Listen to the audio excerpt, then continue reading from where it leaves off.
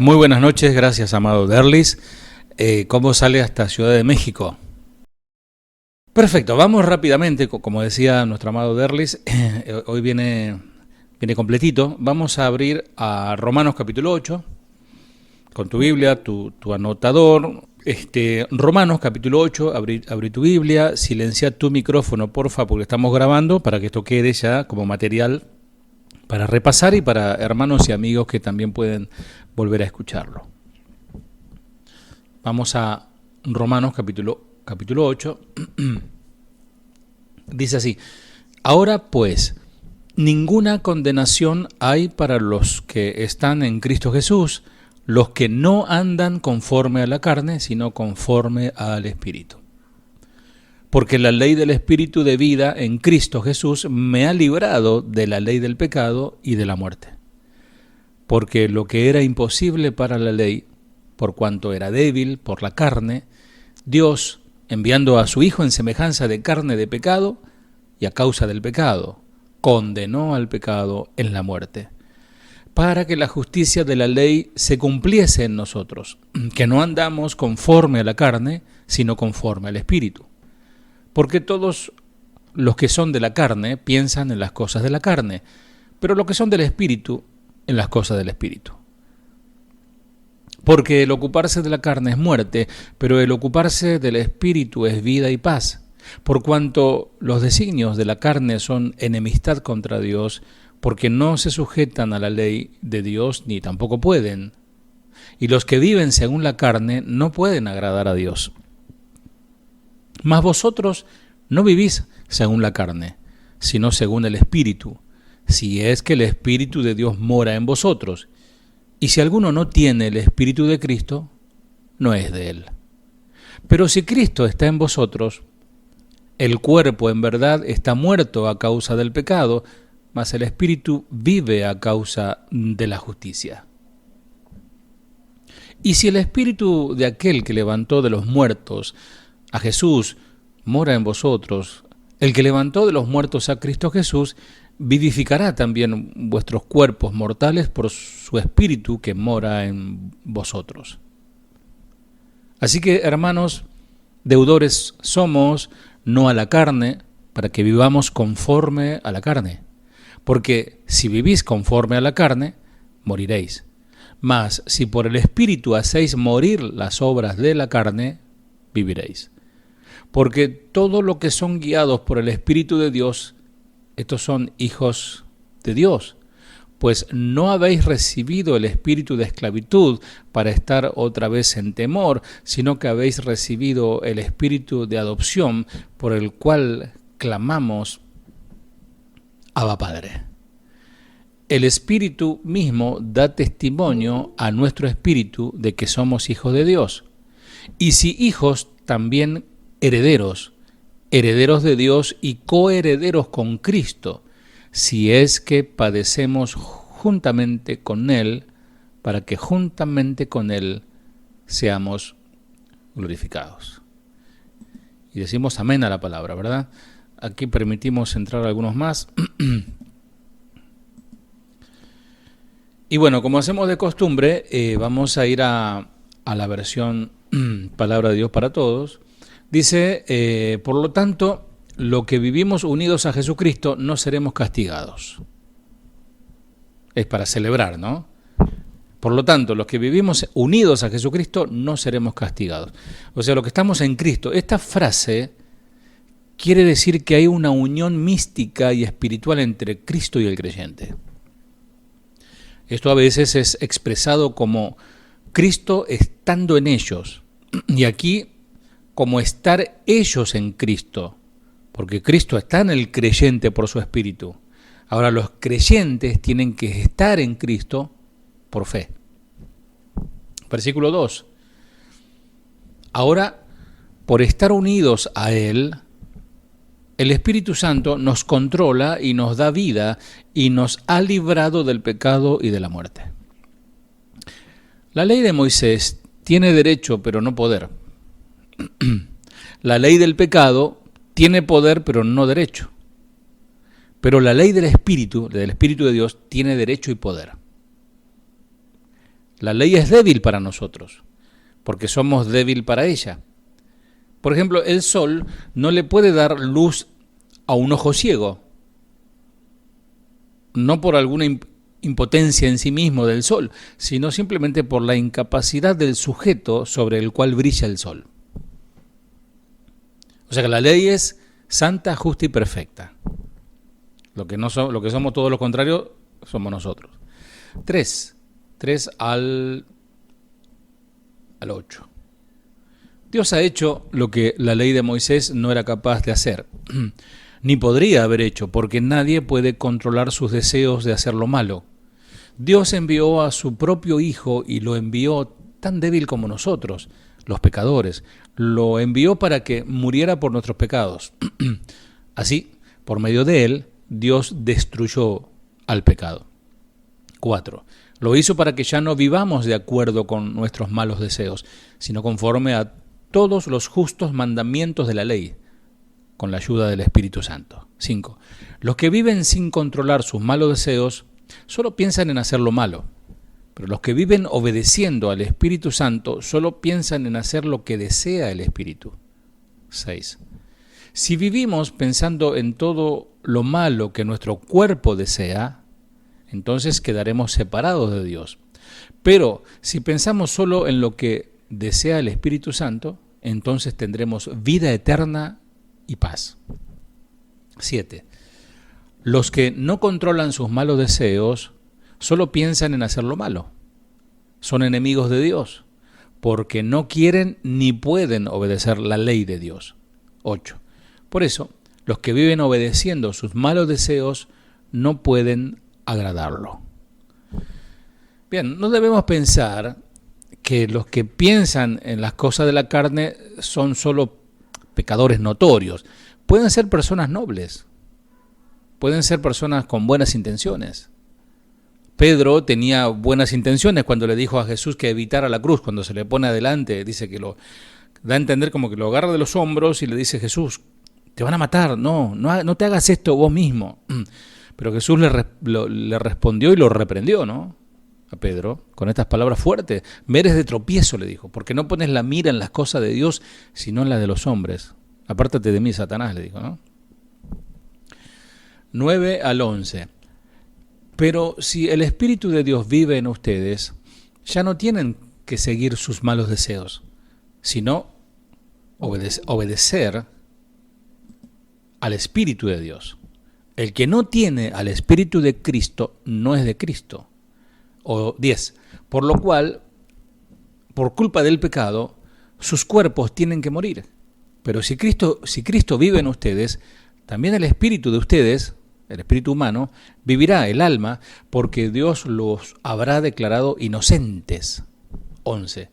Dios resucitó a Jesús y Él también hará que los cuerpos muertos de ustedes vuelvan a vivir. Acá hay una promesa tremenda, ¿no?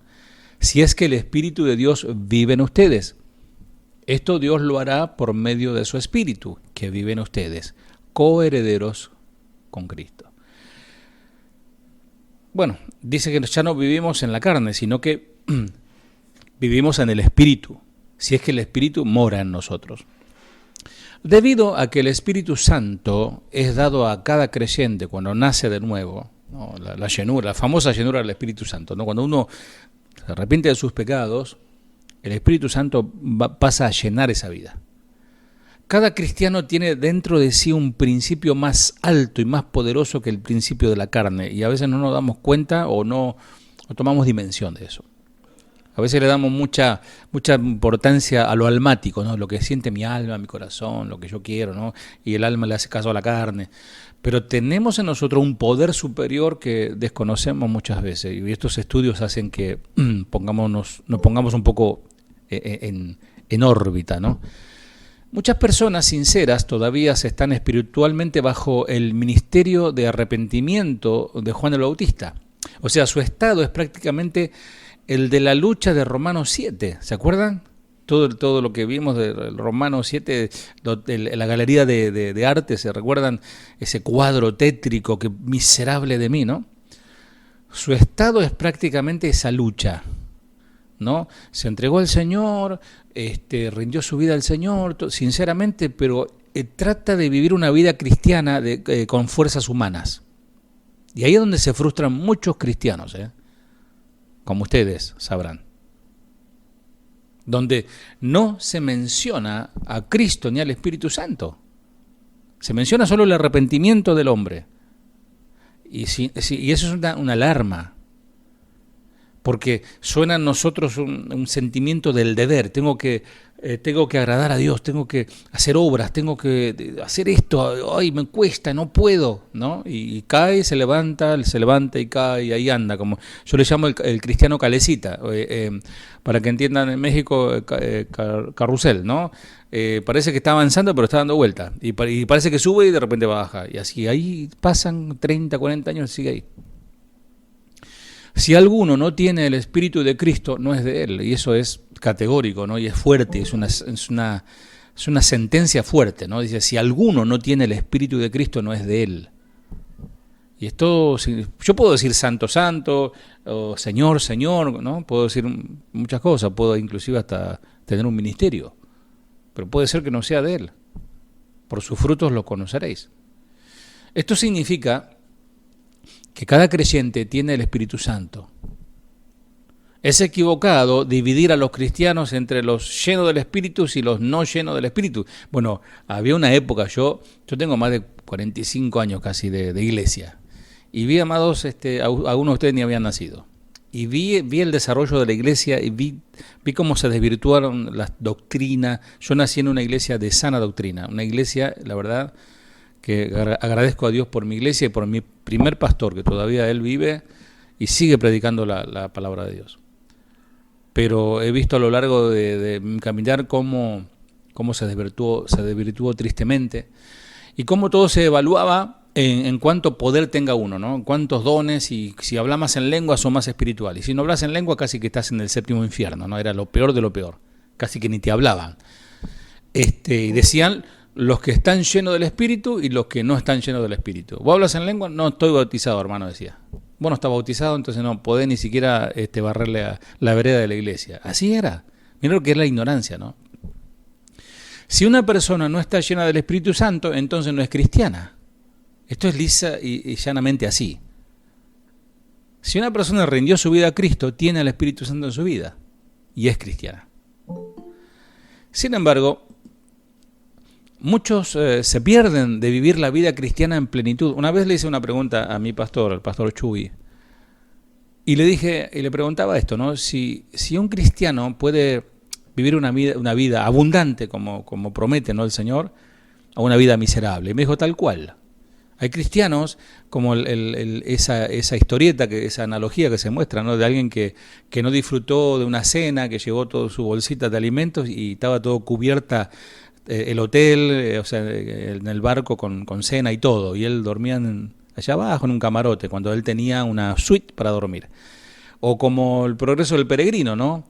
Va con su carga, ¿no?, y se sube arriba del camión. También hay un ejemplo muy gráfico, alguien que sube arriba de un camión haciendo dedo para que lo lleven de un lugar a otro, y va con una mochila pesadísima, lleva una carpa, lleva cosas, y de repente se sube al camión y va parado con su mochila puesta. Y llega al lugar, cuando lo baja, el camionero es cansado, ¿no? Y dice, hombre, ¿por qué no se sacó la carga y descansó y aprovechó a dormir, ¿no? Ay, no me di cuenta. Y muchos cristianos no se dan cuenta que pueden vivir una vida plena. Y están allí llevando la carga ellos mismos, tratando de llevar una vida cristiana que humanamente es imposible. Porque, amados, ser cristiano es algo sobrenatural, es algo de arriba. Nacer de nuevo significa nacer de arriba.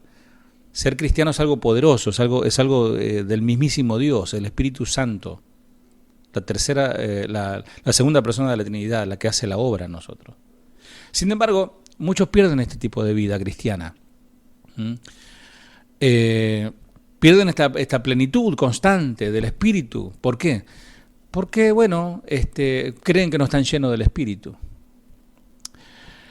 No tienen la experiencia de lo que Jesús habló cuando describió los ríos de agua viva que fluyen dentro del creyente. Brotarán, dice, de su interior correrán ríos de agua viva. Juan 7:37 por ahí. Ahora, ¿cómo sé que tengo el Espíritu Santo? Hacete esta pregunta, ¿no? ¿Cómo sé que tengo el Espíritu Santo? Bueno, esto lleva a otras preguntas, a otro cuestionario, ¿no? ¿Te ha llevado el Espíritu Santo a Jesús?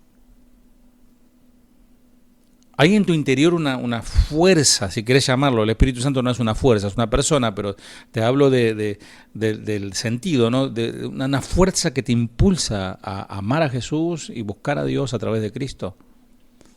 ¿Puso el Espíritu Santo en vos el deseo permanente de honrar a Jesús? ¿Te conduce el Espíritu Santo a ser más como Jesús? ¿Está obrando ahora el Espíritu Santo en tu corazón? O sea, cuando uno escucha el mensaje, cuando escucha la verdadera doctrina, ¿no? Escucha palabra de Dios, en el corazón comienza a suceder algo. Hay un anhelo, hay una inquietud, hay una molestia también, ¿no? Porque ahí el Espíritu Santo amonesta. Entonces eso es el Espíritu Santo. Es Él obrando dentro tuyo. Seguimos, 12 al 13. Por eso, hermanos, ya no estamos obligados a vivir de acuerdo con nuestros propios deseos. Ya no. Acuérdense que el que está esclavo del pecado no puede decidir. Está esclavizado porque tiene un amo cruel y tirano que es Satanás, el mundo, su corazón. Pero el que ha nacido de nuevo es libre. El Señor lo ha hecho libre y ahora tiene la capacidad de elegir si quiere hacer la voluntad de Dios o seguir sus propios deseos. Qué tremenda libertad, qué tremenda cheque en blanco nos dio el Señor, ¿no? En cierta manera nos dio la capacidad y el libre arbitrio de decidir. Cada martes nos convocamos aquí, es una decisión, ¿no? ¿Qué ganas con esto? Bueno, sí, se gana mucho, ¿no? Pero digo, pierdo muchas cosas. Y si entras a valorizar, entras a hacer una escala de valores y decir la verdad, para mí espiritualmente, o sea, vale más mi alimentación espiritual que por ahí hacer otras cosas, ¿no? Y yo sé que muchos de ustedes dejaron de hacer otras cosas y por ahí alguien le dijo, che, voy a ir a las 9 de la noche o el horario que te toca a tu casa, y le decís, no, yo tengo un compromiso, estoy estudiando. Estoy en el alto seminario online. Nada. Pero estamos aquí, como les dije al principio, es un ignorante enseñando a otros ignorantes, ¿no? Es un imperfecto enseñando a otros imperfectos, porque todo el tiempo estamos aprendiendo e ignoramos muchas cosas. Y gracias al Señor por su palabra. Por eso, hermanos, ya no estamos obligados a vivir de acuerdo con nuestros propios deseos. Si ustedes viven de acuerdo a esos deseos, morirán para siempre. Ahí viene fuerte, ¿no? Pero si por medio del Espíritu Santo ponen fin a esos malos deseos, tendrán vida eterna. El único que puede parar, cortar, hacer realmente un parate de la fábrica de pecados que somos los seres humanos, es el Espíritu Santo. Rindiéndonos el control, decir, Señor, te entrego el control de mi vida, manéjalo vos. Dice, deudores somos, dice Pablo, no a la carne, para que vivamos conforme a eso, a la carne. Otra vez la carne, ¿no? En el sentido estricto, la carne pecaminosa en rebelión contra Dios. Nuestra carne, nuestra alma, nuestra mente, amados, está continuamente intentando rebelarse contra Dios. No nos dio nada bueno la carne. ¿Qué te dio de bueno la carne? Desastre, amargura, ¿no? Pecado. Y que el pecado, como veíamos en otras clases, el pecado mata la carne, mata el físico y el alma. Es por eso que el Señor odia el pecado, porque destruye su creación. Nuestra deuda es con el Señor, no con la carne. Si somos cristianos, por eso dice, si son cristianos, si no, sigan como van. Porque si vivís conforme a la carne, moriréis. Pablo nos recuerda constantemente que el vivir conforme a la carne termina en la muerte. Y no habla solo de la muerte física. Habla acá puntualmente de la muerte eterna, y como hoy me decía una persona tratando de convencer a otra, ¿no? del terrible flagelo, del terrible castigo que será el infierno, que algún día tocaremos el tema, pero el infierno, amado, no es un chiste, ¿no? El infierno no es un lugar de tránsito donde después te piden por tu alma, te sacan de ahí. El infierno es el castigo eterno, con con un cuerpo y una capacidad de existir eternamente siendo destruidos, pero no aniquilados. O sea, un sufrimiento. Si vos pensás que en este mundo sufrís, ¿no? Decís, ay, no, me quiero matar, dice el otro, y como diciendo, esa es la solución. Si esa depresión o esos tormentos de por estar lejos del Señor como atacan tanto al alma, esos tormentos potenciados en el infierno eterno, solo pensarlo es terrible.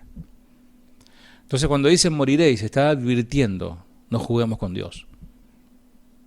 Pablo nos recuerda constantemente que el vivir conforme a la carne termina en la muerte. Necesitamos ser recordados porque muy seguido somos engañados al pensar que la carne nos ofrece vida y la carne solo ofrece muerte. Por el Espíritu hacéis morir las obras de la carne. Poderosa palabra. Por el Espíritu Santo hacéis morir las obras de la carne.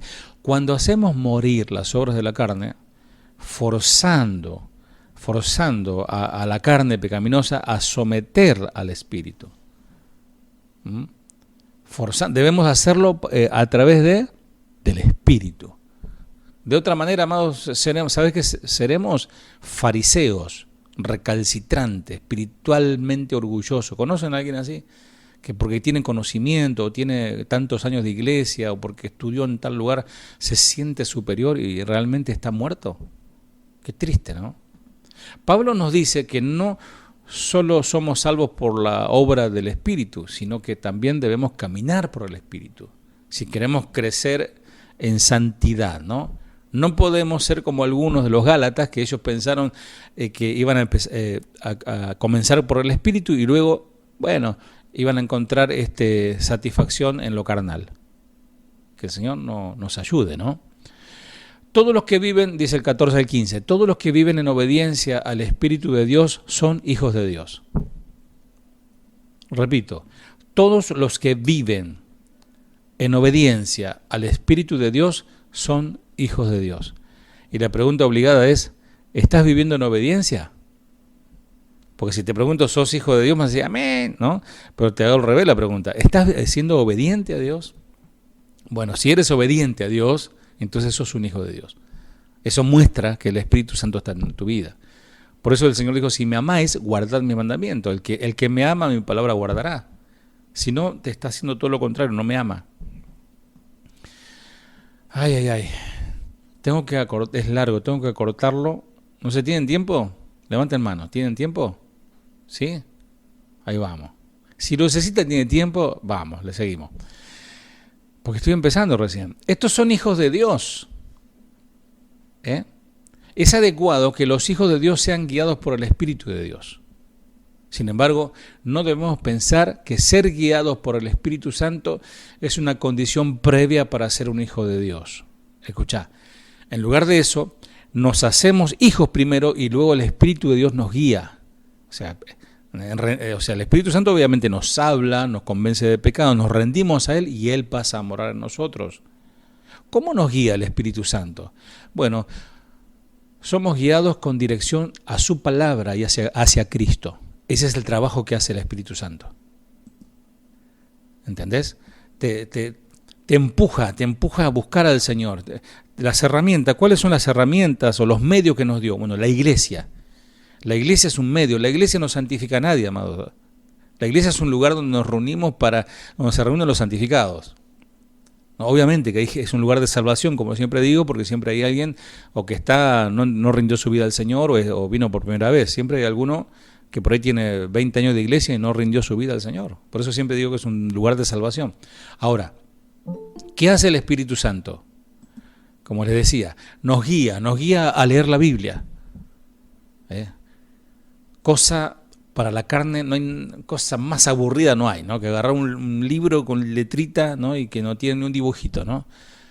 Pero el que es espiritual dice, voy a alimentarme. Y qué bueno leer la carta de Dios a sus hijos, leer la carta de Dios a sus hijos y entender lo que tu amado te está escribiendo. y el Espíritu Santo te guía a Cristo. ¿Qué más? Somos guiados al acercarnos a la comunidad. Somos guiados por un gobierno de autoridad. Bueno, él le dio la autoridad ¿a quién? A la iglesia, ¿no? La iglesia está instituida, bueno, por pastores, los diáconos, el liderazgo, etcétera. Esa es la autoridad que Dios puso. Por eso es una enorme, tamaña responsabilidad para los ministros y para los consiervos. Entonces, la iglesia, los hermanos, tienen que ser guiados a ese gobierno. No, yo bajo ningún nombre porque Jehová es mi pastor y él me guía. Esa es segunda de Soberbios, capítulo 6, 66, ¿no? ¿A dónde nos guía el Espíritu Santo? Bueno, el Espíritu Santo en primera instancia te guía al arrepentimiento. Nos guía a pensar poco en nosotros y mucho en Jesús. Como yo decía el domingo, ¿no? Que antes cantábamos yo quiero sentir, ¿no? ¿Qué sería de mí si yo no sería un pajarito? ¿No? Y en realidad se trata del Señor, no de nosotros. ¿Qué más hace el Espíritu Santo? Nos guía a la verdad, nos guía al amor, nos guía a la santidad y nos guía a ser útiles. 16 y 17. El Espíritu de Dios se une a nuestro espíritu y nos asegura que somos hijos de Dios. O sea, el Espíritu Santo da testimonio a nuestro espíritu de que somos hijos de Dios. En pocas palabras, Pablo lo que dice es que aquellos que son hijos de Dios, nacidos de nuevo, los verdaderos, los genuinos, no los truchos, las fotocopias, los verdaderos, nacidos de nuevo por el Espíritu Santo, conocen su estatus, porque el Espíritu Santo testifica a nuestro espíritu que así es. Cada cristiano cuya mente están tan nubladas por ataques espirituales que comienzan a creer la mentira de que después de todo no son hijos de Dios. No, entonces yo no soy hijo de Dios. Dice, entonces no, yo no. Sin embargo, el testimonio del Espíritu todavía está allí. Como decía alguien, ¿no? A ver, dice, yo no sé si soy nací de nuevo, dijo. Y el pastor le dijo, bueno, entonces anda a pecar tranquilo, anda y comprate una botella de... Antes era borracho, comprate un licor, ¿no? Comprate un tequila allá en México, ¿no? Acá comprate una birra, dice, una cerveza, y con un cajón comprate, y después anda a pecar, hacer cualquier cosa. Y el muchacho le dijo, no, pastor, no, me da cosa, ¿cómo haría eso yo a Jesús? Bueno, entonces el Espíritu Santo está en tu vida. El Espíritu Santo nos da ese temor, o sea, como que a veces quiere, pero no, el Espíritu Santo domina tu vida. Somos hijos de Dios. 17. Y como somos sus hijos, tenemos derecho a todo lo bueno que Él ha preparado para nosotros. Todo eso lo compartiremos con Cristo.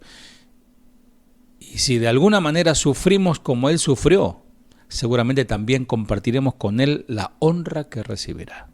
De hecho, amados, el compartir, y esto lo vimos en la clase pasada, los padecimientos presentes es una condición para nuestra futura glorificación.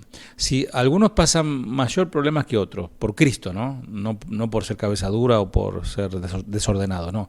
Por Cristo, por amor al Señor, algunos reciben ataques muy fuertes, otros no tanto, otros mucho más. Bueno, de mayor o menor medida, serán glorificados por el Señor, por soportar y aguantar la prueba.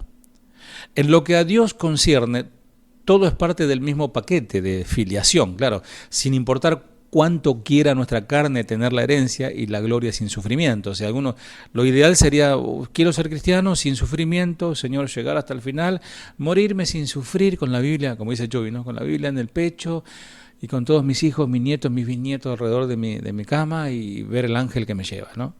Es lo ideal, pero no a todos le va a pasar así. A veces es necesario sufrir por Cristo.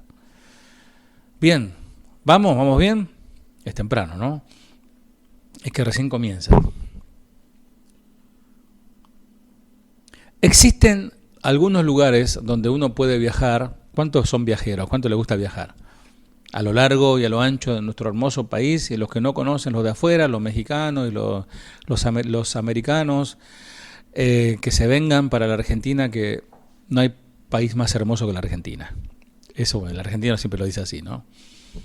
Y contar experiencia de viaje, cada uno podrá contar que fue acá, que fue allá, ¿no? Por ejemplo, pasando desde acá de Buenos Aires, pasando por Santa Fe y llegar a Chaco. Yo hice mucho ese viaje porque mi esposa es de allí. Y la verdad que la primera vez que fui, digo, es el fin del mundo. ¿Dónde vive esta gente, no? Porque es campo, campo, campo, campo, campo. Y todo llano, todo como es todo liso, ¿no? Todo llanura. Pero es impresionante cómo vas cambiando, ¿no? el paisaje a lo largo del viaje. Si tenés la posibilidad o lo pudiste hacer de viajar a la Patagonia, la Patagonia es impresionante. O sea, viajar allí, nosotros con mi esposa y mi familia fuimos y pudimos inclusive acampar en un lugar donde están los lagos, el camino de los 7 lagos, ir a Villa Langostura. Se los recomiendo porque la verdad no te quería venir más. O ir a las cataratas del Iguazú, ver esas cascadas, esas caídas de agua, o las montañas de los cerros de Salta, los cerros salteños, la provincia de Jujuy también tiene las montañas coloridas. O sea, es impresionante. Pero no siempre es igual, o sea, el camino va, según la zona que vas, va cambiando. De la misma manera, les hice este cuadro, Pablo, el apóstol, nos fue llevando por un terreno difícil, que fue el capítulo 7, ¿se acuerdan? Que era, ay de mí, lo que quiero hacer no lo hago, y lo que no hago lo que quiero hacer, etcétera, ¿no? Miserable de mí, ¿quién me librará de este cuerpo de muerte? Pablo empezó como si fuese en una carretera, en las planicies polvorientas del desierto espiritual, y nos ha llevado varios kilómetros a través de praderas áridas, interminables, y después el desierto de Romanos capítulo 7. Y la verdad que fue descorazonador el capítulo 7, porque se parecía mucho a la región que estábamos antes, ¿no? Donde el pecado nos dominaba, donde queríamos soltar el pecado y el pecado nos arrastraba, éramos esclavos del pecado, ¿no? Antes de conocer la ciudad de la gracia, parece que Pablo nos recordó, ¿no? En el capítulo 7. Felizmente, la carta de Pablo se parece mucho a la vida misma, ¿no? Particularmente sobre todo para el creyente. Justo cuando la esperanza empieza a desvanecerse, cuando parece que se viene todo el mundo abajo, todo está mal, todos son malas noticias, te falla hasta tu mejor amigo, de repente todo comienza a cambiar. Ayer cuando fuimos a la Patagonia, hay mucho desierto, y de repente hay unas vueltas que en las rutas que hace, y de repente te encontrás en un paraíso. Así es la vida cristiana. Somos impotentes para vencer la enfermedad mortal del pecado sin el favor merecido de Cristo. Nos frustramos porque ¿cómo puede ser que esté haciendo esto yo si yo soy un hijo de Dios? Bueno, quizás estés viviendo tu vida cristiana con la mochila, ¿no? Cargando vos tus cosas y no dársela al Señor. Como impotentes somos impotentes para agradar a Dios si su Espíritu Santo no nos provee su gracia. Como Pablo lo dice, yo sé que en mí, es decir, en mi naturaleza pecaminosa, nada bueno hay, nada bueno habita. Aunque deseo hacer lo bueno, no soy capaz de hacerlo, dice. Soy incapaz, quiero pero no puedo. Ahí en capítulo 7. En nuestra vida, en nuestra jornada cristiana, descubrimos que la miseria parece ser algo bueno o algo necesario más que nada. La miseria. Como Pablo, llegamos a un lugar de absoluta desesperanza y decimos, miserable de mí. Eso es bueno porque es un reconocimiento de lo que somos sin el Señor. Si el Espíritu Santo, amado, Dios no lo permita, ni tampoco nosotros lo permitamos. Si el Espíritu Santo se apartara de nosotros, amados, caeríamos desplomados a un abismo. Estaríamos, imagínate, alma vacía. Hoy viajaba en el colectivo y escuchaba a 2 personas hablando de drogas, ¿no? Clonazepam, ¿no? Y otras drogas que decían, sí, necesito esto para dormir porque mi vida, ¿no? Iban hablando entre ellos allí. Qué tremendo, la gente está angustiada, ¿no? Y no encuentra otra salida que las drogas, que drogas lícitas, pero que terminan siendo ilícitas cuando abusas de ellas. Nos esforzamos bajo el peso de la condenación, que es tal vez el sentido más desmoralizador que el creyente pueda sentir. Para empeorar, en vez de buscar al Señor, dejamos de orar, dejamos de congregar, dejamos de leer la Biblia. O sea, peor el remedio que la enfermedad, ¿no? Y para empeorar las cosas aparecen guías, aparecen líderes, pastores, personas que con buenas intenciones quizás, pero con una muy mala teología. Muchas iglesias hoy predican un evangelio que guarda un extraño silencio después de que uno cree en Jesucristo. Te fuerzan, y está bien, ¿no? En cierta manera, a que, bueno, que te entregues a Cristo, ¿no? Y repetir la oración conmigo, y después te dejan tirado. O sea, después, bueno, hermano, bueno, que Dios te ayude. Y si te ven medio entusiasta, bueno, ya te va a pasar ese primer amor. Antes decían así, ¿no? Y uno, yo me llegué a preguntar, amados, eso, me llegué a preguntar, y yo recuerdo que recibí la bendición de poder hablar en lenguas, era muy chico, en el año 78, antes de Cristo. Y después de hablar en lenguas, y era, bueno, orar y hablar en lenguas, después me sentí frustrado, porque yo decía, ¿esto es todo? Tanto que buscaba, tanto de buscar al Señor y buscar al Espíritu Santo, ¿esto es todo? Y comienza una frustración también, ¿no? Porque son las enseñanzas, no digo malas enseñanzas, digo incompletas enseñanzas. Y tristemente hoy muchas iglesias están ahí, en el grito, en que cuando más grito, más presencia de Dios tengo. No sé qué piensan, ¿no? Muchas iglesias hoy predican un evangelio raro, y que lo dejan al cristiano que la pelee, que la batalle sola, y que pelee contra el diablo, ¿no? Y que haga guerra espiritual, y cuando le venga la tentación, el diablo es el diablo, ¿no? Y no te enseñan bien. De acuerdo a esta versión del evangelio, a los creyentes se les deja que luchen en la carne por cuenta propia, hasta el último día de su vida, pobre cristianito. Momento, bueno, cuando te llegará el momento que te abran las puertas de perlas para recibirte allá en los cielos. Qué extraña enseñanza. ¿Y el Espíritu Santo? ¿Y la vida plena, la vida abundante, y el manantial que brota desde adentro, y los dones del Espíritu? Salvados por la gracia, pero santificados por las obras. Porque muchos le dan mucho énfasis solo a la gracia, ¿no? Y son los que dicen, bueno, que el Señor predestinó a algunos y el resto que se arregle, ¿no? Y los otros, y después está el otro extremo, los que dan énfasis, el otro plato de la balanza, a las obras. Todo es obras. Y amados, y estas no son buenas noticias, no es un evangelio de buenas noticias, es un evangelio incompleto y termina siendo una mentira. Porque después de llegar a una condición miserable, porque a todo cristiano en una parte de su vida, cuando sale, o sea, ¿viste? Cuando sale del pecado, alguien que sale de un mundo terrible, no generalmente todo, pero hay gente que no ha sido adicta, pero que ha sido depresiva, o que ha tenido una vida muy triste, ha sido abusada de niño, de niña, y tiene problemas en su corazón, en su mente.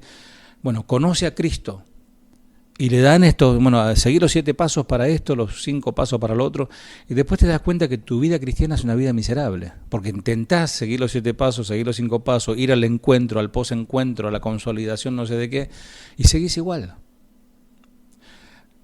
Entonces, amados, nos rendimos al hecho de que no podemos vivir este tipo de vida cristiana, solo habiendo llegado al fin de mí mismo, es decir, la solución está en mí, cuando en mí no hay nada bueno. Ahora, solo entonces, cuando yo me miro hacia la cruz, estoy listo para aceptar la aturdidora declaración de Pablo del capítulo 8. Como un relámpago en la oscuridad, vas en la ruta, no vas manejando hacia no sé, hacia Santa Cruz, vas manejando y de repente oscuro, porque esas rutas son oscurísimas, de repente un rayo, ¿no? O un bólido, un meteorito que cae e ilumina todo el cielo, las montañas, en un segundo se hizo de día. Así, como un relámpago en la oscuridad, como una vía, un camino hacia la morada de Dios, la verdad se deja ver. Pero no porque esté oculta, sino porque algunos la ocultan o no la quieren ver. Por lo tanto, dice Pablo, y esta es la luz, y este es el rayo, por lo tanto ya no hay ninguna condenación para los que están en Cristo Jesús. Y eso es para glorificar al Señor y decir, Señor, gracias, porque toda la obra la hiciste vos. No son reglas, no son libros, no son encuentros, no son si tengo dones. Amados, los dones no te llevan al cielo. Te lleva al cielo la obediencia al Señor. Puede ser que seas un cristiano y qué sé yo, nunca desarrolles un don. Mal por ti, ¿no? Porque eso también tiene también el Señor reclamará, ¿no? ¿Qué hiciste con ese don que te entregué? Esta es la verdad, amados, esta es la verdad cardinal y es fundamental de la nueva vida de todo verdadero creyente. Déjame decirte verdadero porque también hay de los otros. Y esta es la verdad en la cual estamos, por la que vivimos y mediante la cual, a fin de cuentas, lograremos la victoria. No por nuestros méritos, sino por los méritos de Cristo. Y hemos llegado a un momento decisivo, significativo, y desde este lugar en adelante, el viaje, imagínate que vas en la ruta, manejando tu 4x4, será con frecuencia un reto y a veces confuso, pero nunca exasperante.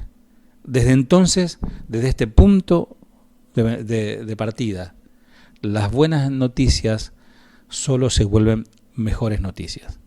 Vamos a leer 1 al 4.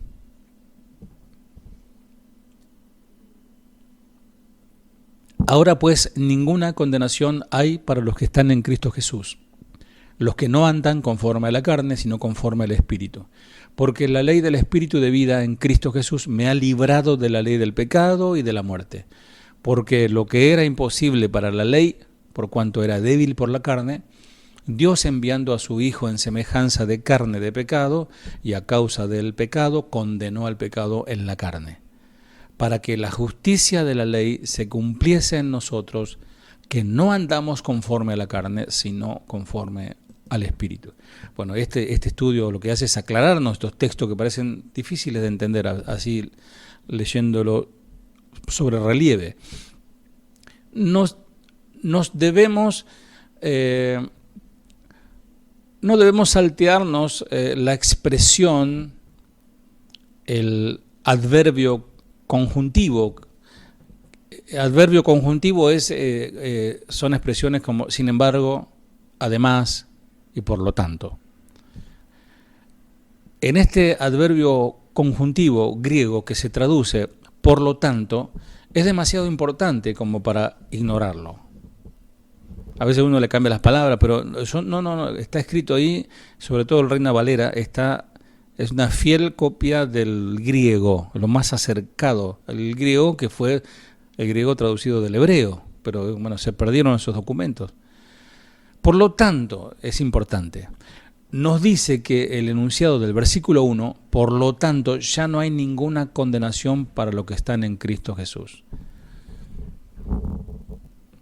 Los que se sentían miserables, ahora dice el Señor, ya no hay condenación. Es una continuación del pensamiento anterior, del capítulo 7. En la oscura desesperación de la lucha solitaria e inútil que Pablo tenía, ¿no? Pablo exclamó, ¿quién me librará de este cuerpo mortal? Fíjate el tiempo que usa. Futuro, ¿quién me librará? Dice, ¿no? El capítulo 7. La cuestión del destino eterno ya había quedado decidida. La cuestión en la mente de Pablo era su lucha presente. Ya el Señor lo libró, pero la lucha de él es presente. Y la respuesta llegó, gracias a Dios, porque Él me librará de este cuerpo de muerte, por medio de Jesucristo nuestro Señor. Amados, ¿saben cuándo les hago una pregunta a ver si alguien me lo escribe allí y es rápido para escribir.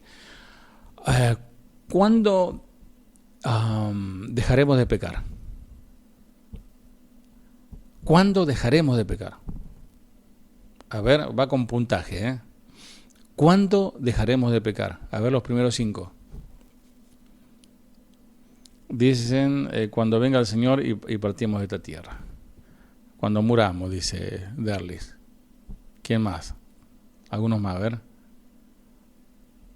Cuando estiremos la pata, dice. No, así no se dice. Es la verdad. O sea, te das cuenta cuando estemos junto al Señor, cuando estemos enterrados. Claro.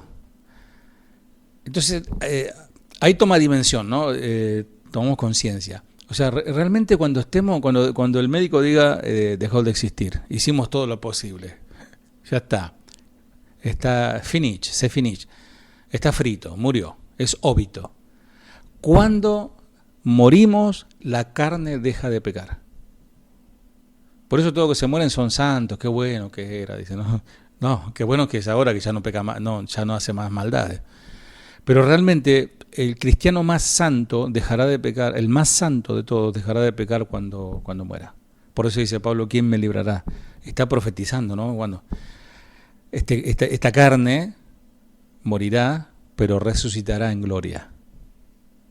Dice, los muertos en Cristo resucitarán primero con cuerpos de honra, gloria y poder. Qué tremenda promesa, ¿no? O sea que este mismo cuerpo, que a veces tampoco es para maltratarlo, decir este cuerpo que hay que reventarlo. No, porque este cuerpo es el templo del Espíritu Santo y será resucitado nuevo. Y si estamos vivos cuando Él venga, será transformado. Así que no, el cuerpo vale. Pero ahora este cuerpo tiene inercia a lo malo. Permitime señalar 3 verdades cruciales que se derivan de los versículos que leímos 1 al 4. Dice... primero, estamos seguros eternamente, ahora, tanto como cuando enfrentemos el tribunal de Cristo. Repito, estamos seguros en Él eternamente a partir de ahora. A partir de ahora, o sea, la obra que hizo Él es perfecta. Nosotros lo que tenemos que hacer es estar dentro de los rieles, ¿no? Obedeciendo, no dando lugar a la carne, porque Pablo mismo dijo, ¿quién me librará de este cuerpo? Porque me hace hacer cosas que no quiero. Bueno, seguimos. Dios ha declarado de manera oficial nuestra justificación y Él nunca retira su palabra. Él nos justificó. ¿Por qué? Porque lo que hizo Jesús es perfecto, es poderoso, es eterno. Ay no, hermanito, yo no soy ningún santo.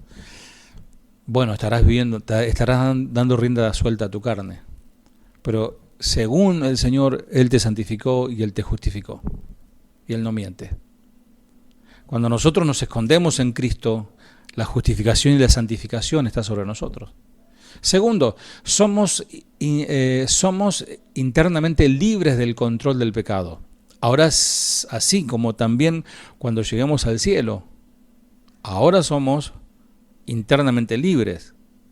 El espíritu de vida nos ha hecho libres tiempo pasado como resultado continuo, o sea, nos hizo libres. Cuando entregamos al Señor nuestra vida al Señor hace, 3 años, ponele, de aquí en adelante continuamente nos hace libres.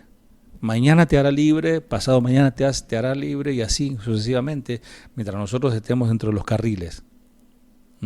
El que oye mi voz, dijo, ¿no? El Señor me sigue.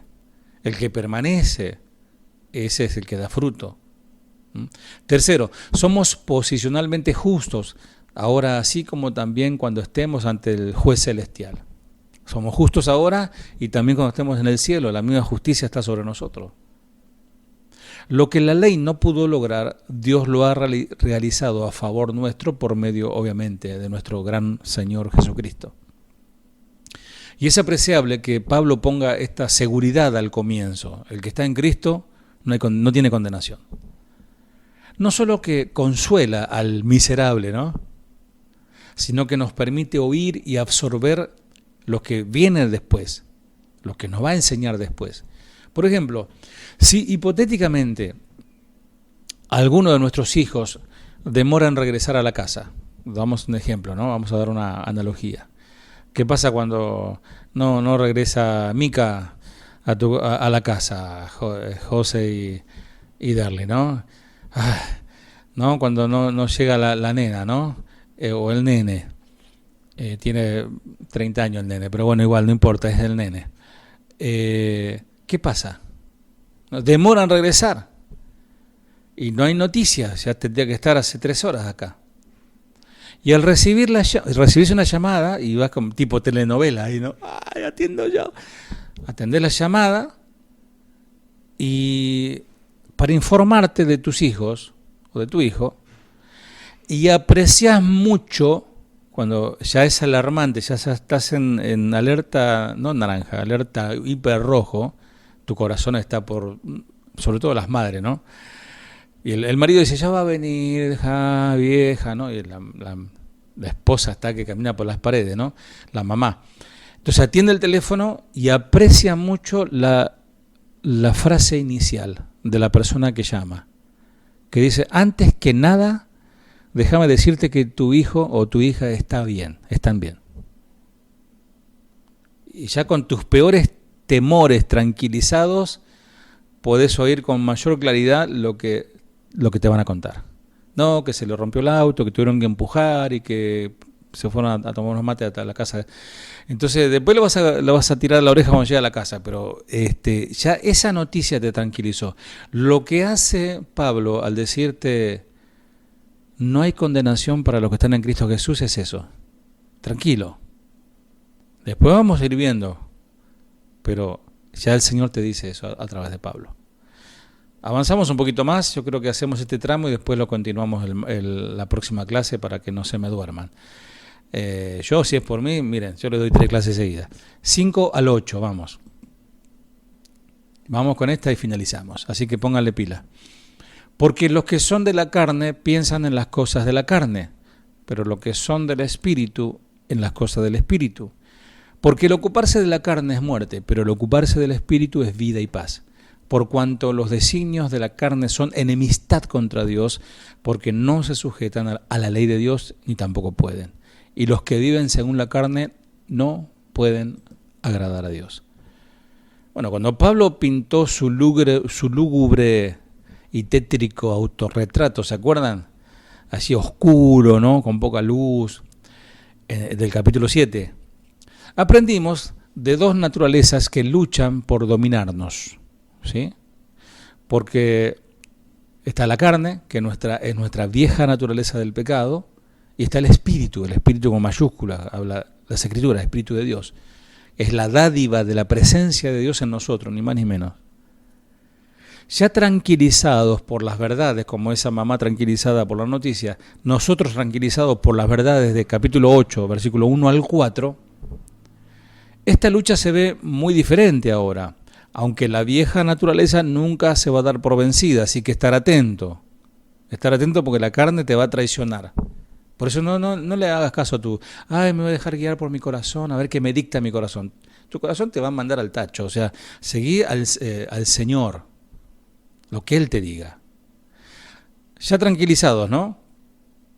La naturaleza vieja nunca se da por vencida, nunca retrocede, nunca concede derrota. Podemos vivir con la plena confianza de que el Espíritu Santo es más fuerte que la carne. Y ahí está la victoria. Pero la pregunta del millón, para ir terminando, ¿a quién le vas a entregar el control? ¿A tu carne o al Señor? Pues el Señor te va a dejar, La explicación de Pablo implica una decisión de parte del creyente, porque por su sencillez es una traducción más literal, dice así el texto: los que existen según la carne fijan la mente en las cosas de la carne, pero los que existen de acuerdo al Espíritu fijan la mente en las cosas del Espíritu. El siguiente doblete, amados, predice las implicaciones de cada decisión. El pensamiento de la carne, dice, es muerte. El pensamiento del Espíritu es vida y paz. Por eso se ve en las caras, ¿no? El que se deja guiar por la carne, su cara se lo delata. Pero el que anda en el Espíritu puede tener, mire, un montón de problemas, puede estar pasando una situación terrible, de dolor, de tristeza, pero hay paz en su corazón. Hay paz. Y sigue confiando en el Señor a pesar, como dice la canción que a veces pasamos antes de la enseñanza, eres el capitán de nuestro barco. ¿Vieron el video? Como el barco parece que se hunde en el mar y se levanta de vuelta. Así es la vida cristiana. Así que, ¿en qué pensamiento andás? ¿Pensamiento carnal? ¿Y qué quiere decir eso de vivir conforme a la naturaleza pecaminosa? Como siempre, permitimos que las Escrituras interpreten las Escrituras. Esa es la buena hermenéutica. Que la Biblia se interpreta a sí misma. No hace falta que venga el moroní o el mormón o el testigo o el otro a tratar de explicarnos lo que dice la Biblia. En su autorretrato, y voy terminando para lo que bostezan, Pablo describe en doloroso detalle lo que es vivir conforme a la carne. Es terrible, es deprimente, es agobiante. La vida conforme a la carne puede incluir una pecaminosidad desenfrenada. Aprendiste la máquina, aprendiste la fábrica, ahí pecado. Después de todo, la carne es hostil a Dios. La carne es hostil a Dios. A ver, hagamos un ejemplo. Poner a la carne, sobre todo los varones, ¿no? Poner a la carne a elegir. Che, juega la preliminar o juega como es la eliminatoria del Mundial próximo que viene. Argentina-Brasil. Domingo 5 de la tarde. Y es un día lluvioso encima, medio como que está feo, así que y el otro lado te pone el culto, donde tenía uno ahí que te habla 3 horas y no termina más de predicar. Me quedo a ver el partido. Es la carne. La carne se deleita obviamente en la comodidad, es floja, pero el espíritu, tu corazón está allá. No.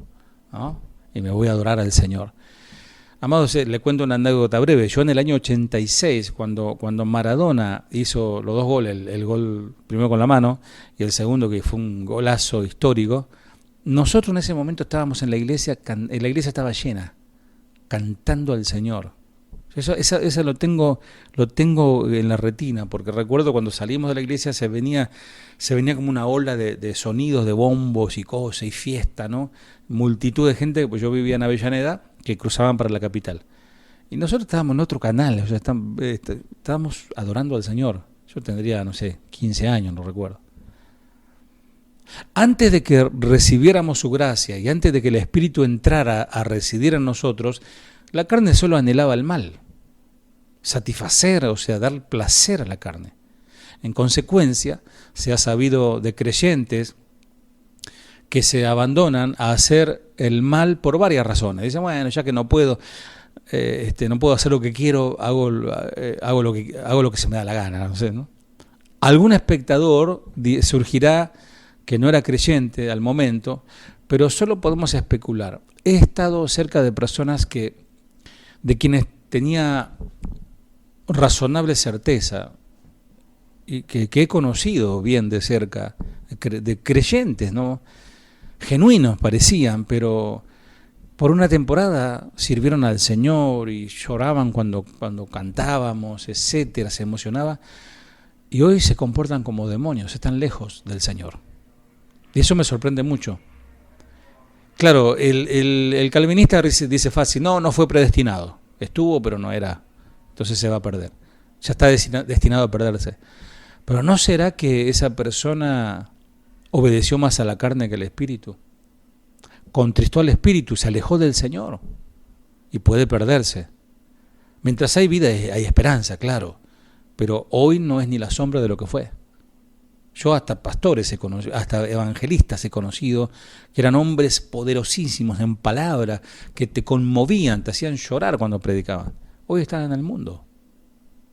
Amados, en este pasaje, sin embargo, Pablo parece describir, me quedan 2 carillas, media carilla. En este pasaje, Pablo parece describir algo mucho más común en la experiencia del cristiano. El creyente existe de acuerdo a la carne cuando se trata cuando trata de ser justo esforzándose él mismo. ¿Recuerdan nuestro estudio? Bueno, no sé si se van a acordar, capítulo 3, versículo 23, la ilustración del que quería llegar alto y hacían los saltos en alto con la varilla, ¿no? La galocha, ¿no? Saltaban a ver quién saltaba más alto. Y de repente uno pasa por un avión y sin esfuerzo está más arriba. O sea, el ser humano trata de llegar alto en la gracia, llegar alto en la santidad, en la justificación. Los que se entrenan más esperando saltar al cielo por sus propias fuerzas, eso es vivir en la carne. Se quedan lejos. Y esa es la manera de pensar con la vieja naturaleza. El sistema del mundo dice, como me dijo una vez una creyente, ¿no? Me dijo, como dice la Biblia, pero me lo dijo muy convencida, ¿no? Ese texto que dice, ayúdate que te ayudaré. ¿Y dónde está eso? ¿No? No está ahí. La gracia declara, todos los seres humanos somos justificados por la fe y no por las obras que la ley exige. Amén. Bueno, hay un poco más, pero lo vamos a dejar hasta ahí. Después lo completaremos en la próxima clase. Amados, gracias por la paciencia.